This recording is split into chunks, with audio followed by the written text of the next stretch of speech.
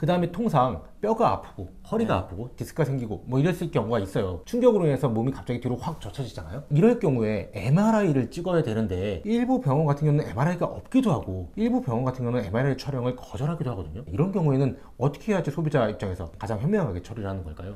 그 MRI도 기준이라는 게 있어요. 예를 들어서 그냥 교통사고 환자분이신데 와가지고 통증에 민감하신 분들은 나 아파 죽겠으니까 바로 MRI 찍어주세요 라고 했는데 MRI에서 문제가 없는 경우도 있을 수 있잖아요. 그러다 보니까 이 과잉 치료를 방지하기 위해서 MRI는 현재 사고 나고 나서 바로가 아니고 최소 일주일 열흘 이상 기간이 경과한 다음에 환자가 호소하는 증상이 일관되게 허리에 문제가 있다라고 하고, 예를 들어 허리 디스크는 다리 쪽이 좀 저리거든요. 근데 환자가 와가지고 다리 쪽이 저려요 라는 거를 일관되게 계속 호소하고 있으면 이거는 MRI를 찍어봐야 되겠다는 의학적 필요성이 생기는 거고, 그럼 그때 의사의 오더하에 MRI를 찍을 수 있도록 제도가 개선되어 있습니다. 언제쯤부터 이 제도가 개선됐죠? 그게 개선된 게 제 기억으로 정확하지는 않은데 3, 4년 이상 됐어요. 그게 심평원에서 맡으면서 이렇게 바뀌었으니까요. 네, 병원에서 이제 일방적으로 싫다기보다는 심평원에서 나중에 결국 MRI 비용을 또 받아야 되는데 그 기준이 있잖아요. 건강보험에서 그 수가 기준이라는 게 있고, 그러다 보니까 그 기준에 맞춰서 가고 있는 겁니다. 그리고 일부 병원 같은 경우는 MRI가 없어요. 네. 그러니까 어떤 전문가분께서는 네. MRI가 있는 병원을 가급적 가라 이렇게 조언을 하는 전문가도 있더라고요. 의원들은 MRI가 대부분 없죠. 대신 의원에서 만약에 MRI 오더가 내려지게 되면 인근에 협약되어 있는 영상의학과로 보냅니다. 그래서 MRI를 찍을 수 없는 건 아니에요. 그리고 MRI는 사실 선명도가 중요하거든요. 옛날 MRI 장비는 제가 봐도 흐릿흐릿해가지고 잘 안 보여요. 많은 분들이 한방병원 많이 가시잖아요. 뭐 땡땡 한방병원 많이 가시는 병원이 있죠. 저 그 병원에서 MRI CD를 정말 많이 받아봤는데 그 병원 MRI가 엄청 좀 흐려요. 설비가 오래돼 있기 때문에 차라리 좀 생긴 지 얼마 안 된 영상의학과 기계가 좀 새로 들어온 장비 도입 이렇게 써붙여놓은 거 있잖아요. 삐까번쩍한 거예요. 그런 데서 좀 끊는 게 선명하게 나옵니다. 선명하게. 그런 것들도 여러분들이 좀 감안해 주시면 좋겠습니다. 방금 말씀 주셨는데 네. 땡땡 한방병원을 가면 보험사에서 합의를 하기 위해서 굉장히 많이 노력을 더한다 이런 얘기도 있어요. 그게 이제 치료비가 많이 발생하니까 그런 거죠. 그러니까 한방병원은 양방병원에 대비해서 치료비가 더 많이 발생하나요? 많이 발생하죠. 왜냐면 건강보험법상 비급여 항목도 좀 많이 있고 한방이 좀 단가가 세요. 또 추나요법이 또 건강보험 기준에 들어가 있고 도수치료는 건강보험 수가 기준이 없다 보니까 자동차 보험으로 추나요법에 따른 치료비는 보상 가능한데 도수치료는 안 된다라는 말도 있을 정도거든요. 그러다 보니까 이제 한방병원에서 이것저것 많이 매기죠. 자동차 보험으로 처리가 되는 한약도 막 갖다 매기고, 많은 분들이 저한테 물어보세요. 아이고 뭐 한방병원 와서 누우면 보험사에서 치료비 많이 나오니까 얼마 주고 빨리 주고 치운대, 이런 얘기가 예전에 있었고, 예전에는 어느 정도 좀 이름 타당성이 있는 얘기였는데 이제는 조금 달라질 거예요. 지금 달라진 게 아니라 앞으로 달라질 거란 말이죠. 달라지고 있어요. 법원 판례 때문에라도. 경상사고 같은 경우는 하더라도 경상사고에 대한 보상처리 지침을 만들어야 된다는 것도 금감원의 얘기도 있었고, 그래서 실제 만들어지고 있죠. 진행 중인 걸로 알고 있고, 특히 이 외에 제가 어려울 거라고 말씀드렸냐면 디스크 같은 경우는 기여도가 잡히는 사건이거든요. 쉽게 말하면 이런 거죠. 디스크가 기여도가 잡혔을 때 5대 5다. 외상 기여도가 5고 그 전에 내가 갖고 있던 질환력이 5였다. 기여도라고 하면 기존에 내가 아팠던 게 이만큼 아팠고 사고로 인해서 이만큼 더 아프다. 그게 5대5 정도 된다. 이런 말씀이신 거죠? 그렇죠. 이런 분들도 있겠죠. 손 들고 난 기존에 아팠던 게 없었는데 그러면 기존에 아팠던 게 5가 없었던 거 아닌가요? 그렇지 않고요. MRI상 변성되어 있는 정도를 보고 의사들이 판단하기 때문에 100대 0은 없어요. 자신 있게 말씀드리는데 제가 어떤 소송례를 봐도 100대 0은 없었어요. 많이 인정돼야 5대 5예요. 그러면 5대 5를 기준으로 말씀을 드려볼게요. 한방병원 가가지고 뭐 일주일 동안 입원해서 300만 원 발생했다고 가정해볼게요. 치료비가. 그럼 나한테는 청구가 하나도 안 들어와요. 왜? 치료비는 다 주게 돼 있으니까. 땡땡한방병원에서 300만 원 발생했겠죠? 그러면 300만 원 발생한 거에 대해서 외상기여도 5대 5라면은요. 원래 나는 150만 원만 처리받는 거고 150만 원, 50%인 150만 원 내가 부담했었어야 되는 거예요. 근데 이미 가해자 측 보험회사에서 해줬죠. 가해자 측 보험회사에서 안 해줘도 된 150만 원은 어떻게 하느냐? 내 합의금에서 빼요. 그게 이제 기여도 공제라 그래가지고 법원에서 자꾸 기여도 공제를 인정하고 있어요. 그러다 보니까 작년부터 해가지고 줄줄이 그렇게 판결이 나두고 있다 보니까 이제 보험회사 입장에서는 기여도가 잡힌다? 옛날 보상 지식만 갖고 뭐 소비자분들이 한방병원 가가지고 만약에 입원을 해버렸다? 기여도만큼 빼버린다 주장해버리게 되면 오히려 피해자분들 입장에서는 마이너스가 될 수도 있어요. 그래서 트렌드가 좀 바뀌고 있다고 말씀을 드린 겁니다. 그 다음에 합의금 문제로 이제 넘어가시죠. 네. 사고가 났고 몸은 치료를 어느 정도 했어요. 합의금 문제로 넘어가는데 사고가 난 당사자는 시간과 비용을 많이 썼어요. 내 비용이 들어가지 않더라도 비용을 쓴 거죠. 내가 가입했던 자동차 보험에서 비용을 쓴 거니까. 네. 그럼 그거에 합당하게 합의금을 받아야 하는데 어떻게 하면 합의금을 조금이라도 더 현명하게 받을 수 있을까요? 교통사고는 두 가지가 있어요. 독특한 건데 가해자가 있는 사고로 손해배상 사건이라고 하죠.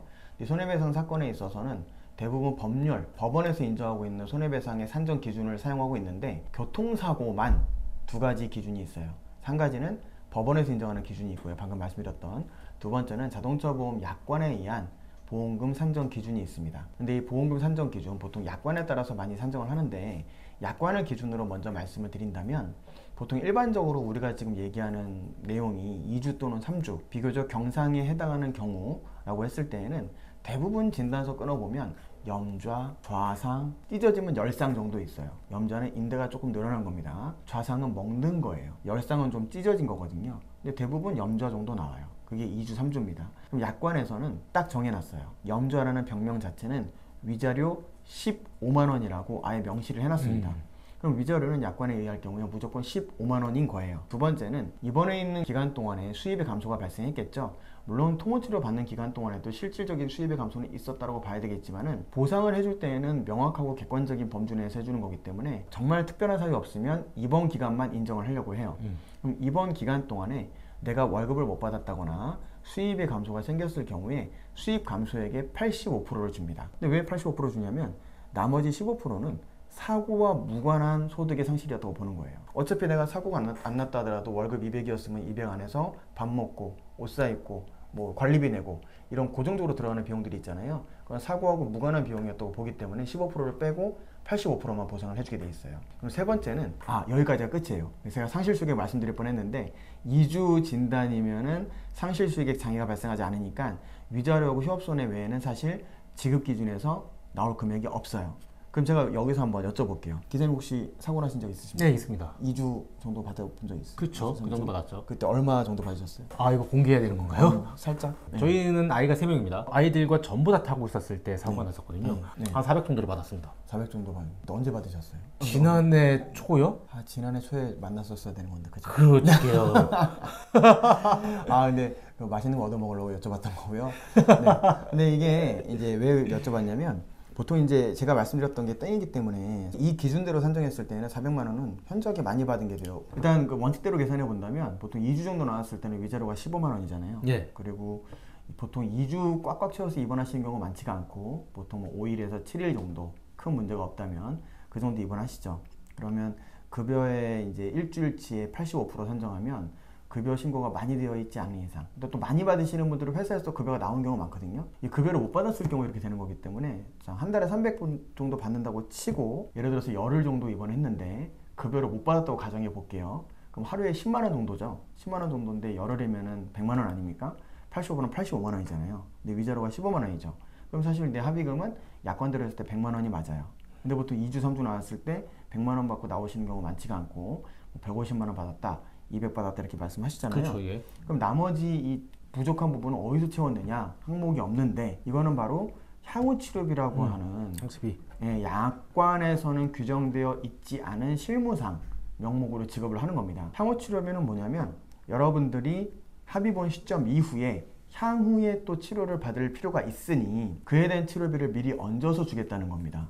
예를 들어서 2주가 나왔어요. 근데 일주일 만에 합의를 봤어요. 그러면 저는 일주일 정도는 더 병원에 있을 수 있는 거잖아요. 근데 일주일만 있다고 해서 병원에서 의사가 퇴원 얘기를 하진 않죠. 통상적으로 좀 아프다고 얘기하면 1, 2주를 더 줘요. 넉넉 잡고 2주에서 3주는 더 있을 수가 있어요. 여기에 대한 향후 치료비를 산정해서 내 합의금에 얹어주는 거예요. 입원했을 때 하루에 보통 한 7만 원 정도 발생할 겁니다. 의원급이. 2주면은 14일치니까 대략 한 90만 원, 100만 원 돈 되잖아요. 그럼 그거를 향후 치료비로 얹어가지고 주는 거죠. 그래서 보통 뭐 150만 원, 200만 원 이렇게 얹어 드릴게요 라고 얘기를 하는 거고요. 향후치료비는 말 그대로 소송했을 때 인정이 안 되는 금액이에요. 소송에서는 이거 향후치료비를 해서 판사가 인정하지 않습니다.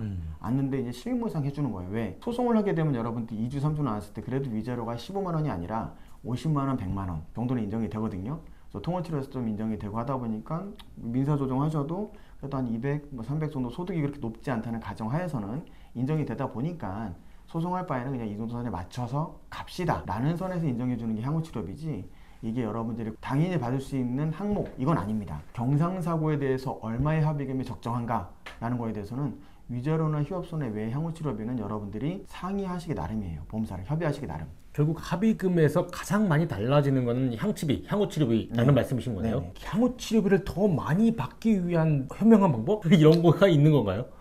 저도 이제 보상을 좀 해보니까 죄송한 말씀이지만 이런 경우 있어요. FM적인 걸 좋아하셔가지고 향후치료비 추정서는 의사한테 끊어야 되는 거니까 향후치료비 추정서를 끊어서 하면 되지 않나요? 라고 물어보시는 경우가 있어요. 그래서 제가 그거보다는 그냥 썰로 푸시는 게 나으실 것 같은데요. 당사자시니까. 그러면은 아닙니다. 저는 규정대로 하겠습니다. 라고 얘기하시는 분들이 있어요. 근데 그렇게 하시면 정말 크게 조금 뭐랄까 당황스러운 상황이 발생할 수가 있는 게 향후치료비는 말 그대로 2주가 나왔어요. 근데 의사한테 가가지고 향후치료비 앞으로 얼마나 해야 될지 말씀해 주세요라고 했을 때 의사가 글쎄 앞으로 한 10번이요? 물리치료 받으시면 될 것 같은데요? 그러면 통원치료 해가지고 물리치료 받게 되면 얼마인가요? 물어봤을 때 한 번에 한 3만원? 자보수가로 하면 뭐 3만원에서 10번이면 얼마죠? 30만원. 보험사랑 얘기를 해가지고 푸는 것보다 훨씬 적은 향후치료비가 인정이 되겠죠. 그래서 이거를 여러분 FM대로 어떤 분들은 저한테 전화해서 상담할 때 당연한 나의 권리인 것처럼 말씀하시는 경우가 있는데 물론 아프신 건 알고 충분히 공감하지만 현재 보상 규정에서는 그게 여러분들이 주장할 수 있는 권리는 아닙니다. 그래서 그거는 잘 협의를 보셔야 돼요. 향후치료비 잘 받을 수 있는 방법? 밀당을 좀 잘 하셔야 돼요. 밀당을. 원래 그렇게 하면 안 되겠지만 정말 아프다는 가정하에서입니다. 저라면 보험회사에서 만약에 뭐 150만 원 주겠다라고 얘기하면 아유 이거 뭐 받아봤자 뭐 치료 몇 번 받고 나면 없어질 돈인데 나 진짜 몸이 안 좋으니까 치료나 열심히 받겠다. 지불보증이나 잘 해주세요 라고 얘기를 할 것 같아요. 그러면서 시간이 점점 끌리다 보면 보험회사 직원분들 입장에서는 월 마감이 있고 뭐 반기 마감이 있고 분기 마감이 있고 연 마감이 있는데 보험회사 보상과 직원분들도 합의를 보기 위해서 일을 하시는 거잖아요. 거기에 대해서 무슨 뭐 사지마비도 아니고 크게 다친 것도 아닌데 계속 이게 장기권으로 끌고 가게 되면 회사 입장에서는 그 사람의 능력을 의심할 수 있겠죠. 예, 합의를 어떻게 했길래 이렇게 합의가 안 되고 있냐. 이걸 합의 보상 못 보냐. 담당자의 그렇죠. 능력을. 네. 그렇죠. 인사고과에도 당연히 좋게 반영될 리는 없겠죠. 그래서 차라리 시간을 끌어가지고 나중에 합의를 보게 되면 조금 더 받는 경우도 있습니다. 네. 자, 아까 말씀 중에 일시수익액 네. 이런 걸 말씀 주셨어요. 이게 네. 뭔지 궁금하고요. 네. 이것 때문에 통원과 입원을 했을 때 합의금 차이가 많이 난다. 이렇게 저는 얼핏 들었는데 이게 뭔지 좀 설명 좀 해주시겠어요?